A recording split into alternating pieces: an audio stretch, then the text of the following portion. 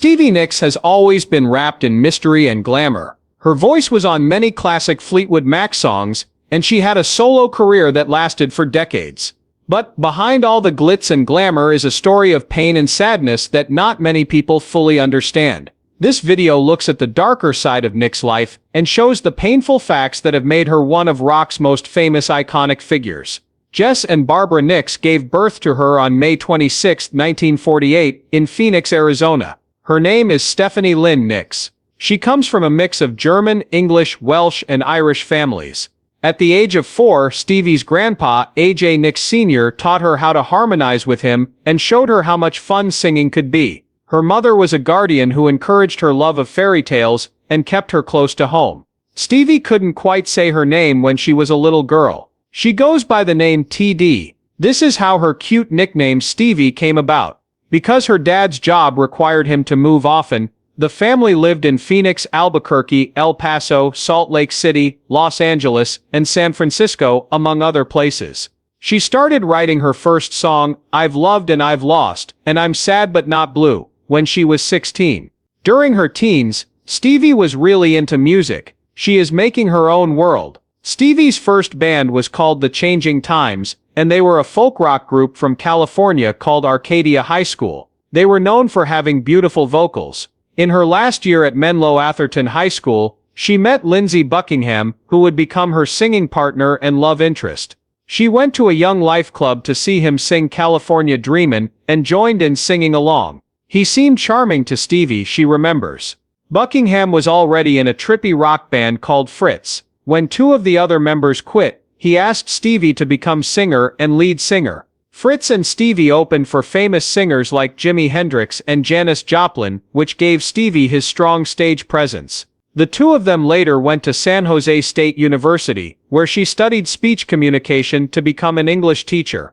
But with her dad's backing, she chose to drop out of college and work with Buckingham as a musician. Fritz broke up in 1972, but Stevie and Lindsey kept making music together by recording songs late at night in Daly City, California. They finally got a record deal with Polydor Records, and in 1973, their self-titled album Buckingham Nicks came out. The album didn't do well though, and Polydor dropped them. Since their singing wasn't making them any money, and Lindsey got mononucleosis, a virus that usually just gives you a sore throat but can sometimes lead to other problems, Stevie had to get multiple jobs to make ends meet. She was a waitress and even cleaned the home of director Keith Olsen, where she lived with Lindsey before moving in with someone else. During this time, Stevie also started using white stuff because he thought it was safe. Stevie stayed home and worked on writing songs while Lindsey went on tour with the Everly Boys. She wrote Rhiannon after seeing a name in a book called Triad. Later she felt a stronger link to Rhiannon through the Mabinogion books, and she even bought the rights to make the story into a movie. Landslide was another book she wrote. It was influenced by the beautiful scenery in Aspen and the problems in her relationship with Lindsey. An engineer named Keith Olsen played the song Frozen Love by Buckingham Nicks to Mick Fleetwood, the drummer, in late 1974. Mick was looking for a recording room when he thought of how great Buckingham was at playing the guitar. After guitarist Bob Welch quit, Mick called Buckingham and asked him to join Fleetwood Mac. Buckingham said no, because he and Stevie were a pair and he wouldn't join without her. Fleetwood Mac became an Anglo-American group when Stevie and Lindsey were added. The band thought that having them would make the group even better. Once they had played a few times, everyone agreed that Stevie and Lindsey's singing added a pop touch to the band's blues-based rock style. Fleetwood Mac's self-titled record came out in 1975 and was a huge hit all over the world. Rolling Stone magazine even said that Stevie's song Rhiannon was one of the best songs ever. Mick Fleetwood said that her live versions of the song were so powerful that they were like an exorcism. Landslide was another album hit that was played on the radio millions of times. Stevie became aware of how she looked as a performer and worked with Margie Kent, a clothes designer, to come up with a unique look for the stage. She dressed in a bohemian way with long skirts, scarves, and platform boots. Even though Stevie and Lindsey were having a good time with Fleetwood Mac, their relationship was breaking down. Stevie chose to end the relationship in the end.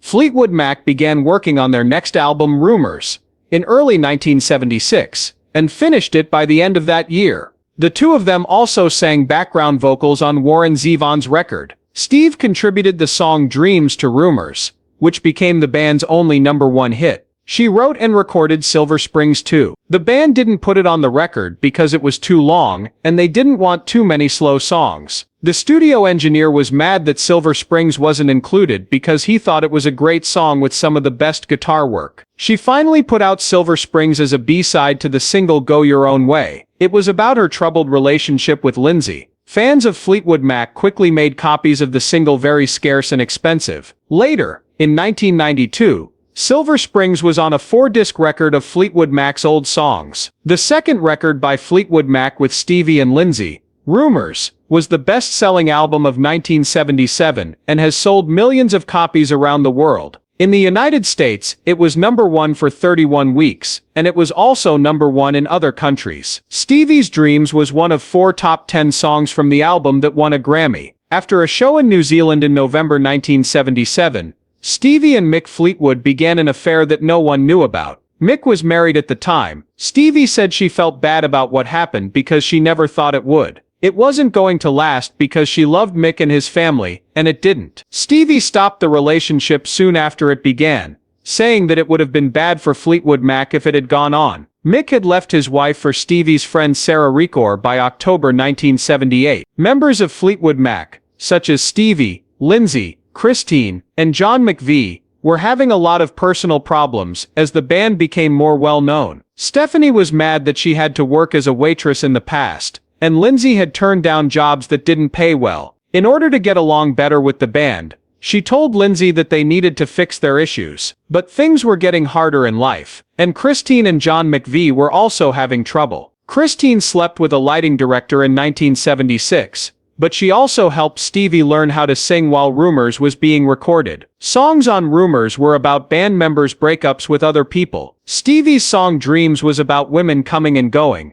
and Christine's song You Make Loving Fun was about her affair. Buckingham's songs Secondhand News and Never Going Back Again were about his feelings. Even though Rumors was a big hit and won a Grammy, the band members were still looking for love in other places. The people in Fleetwood Mac didn't always get along, but they worked really hard to keep the band together. But as the band played shows every night on tour, Stevie Nicks' singing began to suffer. An author named John Rockwell wrote in July 1977 that Stevie had nodules, which are small firm bumps on her voice cords. She could no longer hit the higher notes with her raspy voice, so some performances had to be cancelled. In August of that year, Stevie talked about her issues. She said that the way she normally talks was making her singing sound worse. In order to get better, she had to stop talking and gargling and do certain steam treatments. Steve said, "I'll just do the best I can," while the band was taking a break from traveling.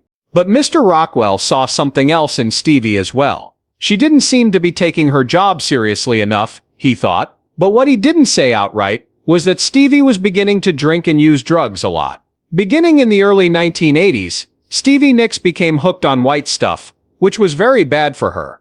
Even though she tried to quit as early as 1982, it was hard for her, and her habit got worse while she was making her famous video for Gypsy. She also started smoking a lot of cigarettes, which made things even worse. By 1986, it was terribly clear that her drug use was hurting her. The white stuff was burning a hole in her nasal septum. Nicks's family and friends finally stepped in and told her she needed to get help because they were worried about her health.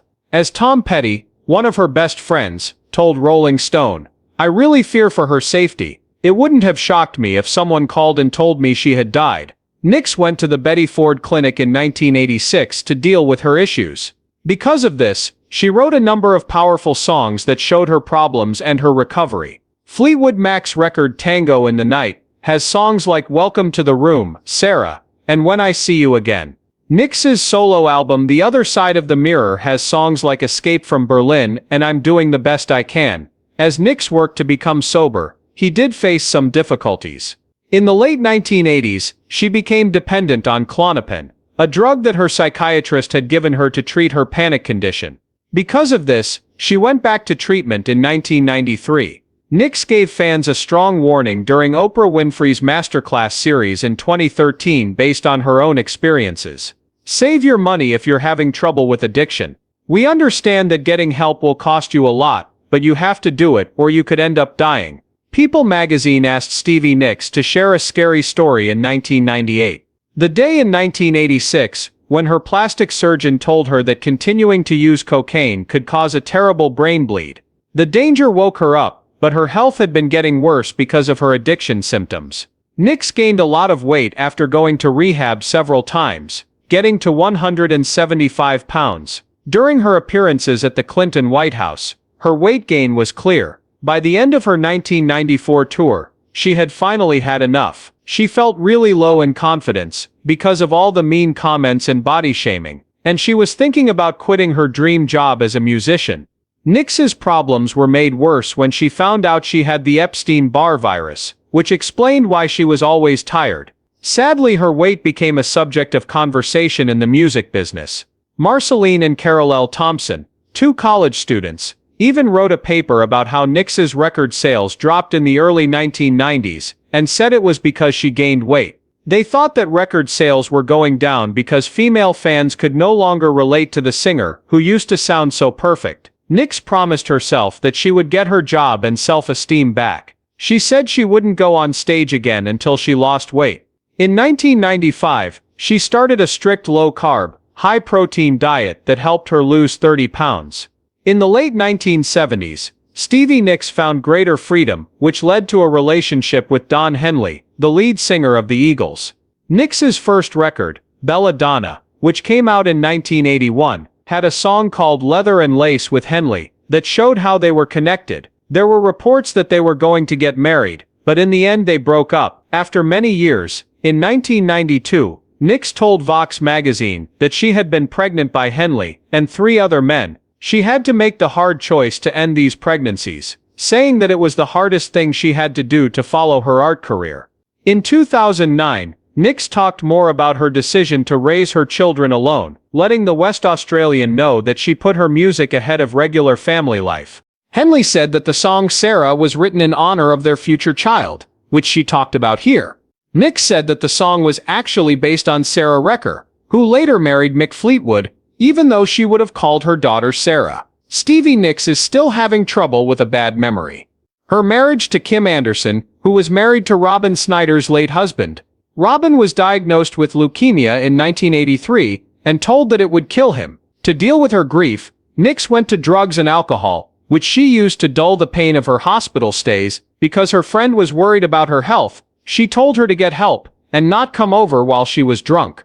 Robin Snyder died very suddenly, leaving behind a new son named Matthew. Nicks recommended that they get married to make Anderson feel better and give her support. On the other hand, many people strongly disagreed with their choice. Nicks found out later that the marriage was a bad idea because it wasn't what Robin would have wanted. When she saw the baby's cradle staying still, she knew she had been wrong. She thought it was a sign from her friend to end the marriage. After 3 months, Nicks and Anderson split up. Even though her marriage didn't work out, Nicks is still seeing Matthew, the son of a friend who died. Fleetwood Mac's album Behind the Mask, which came out in 1990, was a big financial failure.